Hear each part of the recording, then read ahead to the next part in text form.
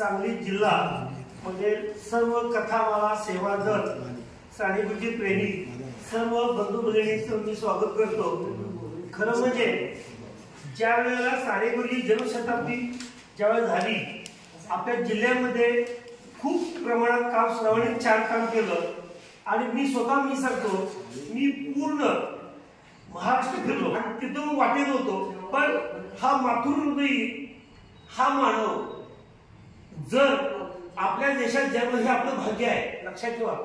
मात्र आजच्या काळामध्ये खरं म्हणजे हा समिती स्थापन झाली माझ्या मते सर्वात प्रथम मला असं वाटतं मी संपूर्ण कथामध्ये अभ्यास केलेला राज्यातील सगळ्यांचा तर पहिला प्रथम समिती आपल्या जिल्ह्यामध्ये स्थापन केली।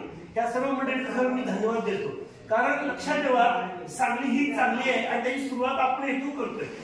मला खूप आनंद वाटला आणि या निमित्तानं वर्षभरामध्ये जर तालुक्यामध्ये कोणताही कार्यक्रम असू दे कसली काही लागू दे त्याला मी समजत नाही, मी देणार काही जिल्ह्यात चांगले जबाबदारी मी घेतलेली आहे, जिल्हा समिती सांगतो मी। आणि श्रीपाद जोशी ज्येष्ठ सेवादर कार्यकर्ते आहेत त्यांचं मराठी मला लाभलेलं आहे।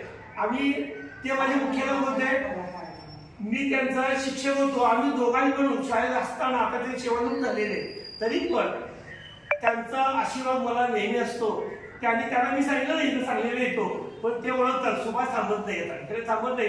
ते म्हणले मला एक त्यांनी वाक्य बोललं होतं, आता एक कुडके सर समजून सांगली जिल्ह्यामध्ये 3 सुभाष आहेत, एक सुभाष तोडी, सुभाष कुलकर्णी आणि सुभाष हे 3 माणसं सुभाष नावाची सानिध्य करणारे भक्त आहेत। जर यांनी मला वेगळं काही होऊ शकेल आता सर तर आहेतच त्यांनी विविध मध्ये नावं दिले हे सगळं माहिती आहे।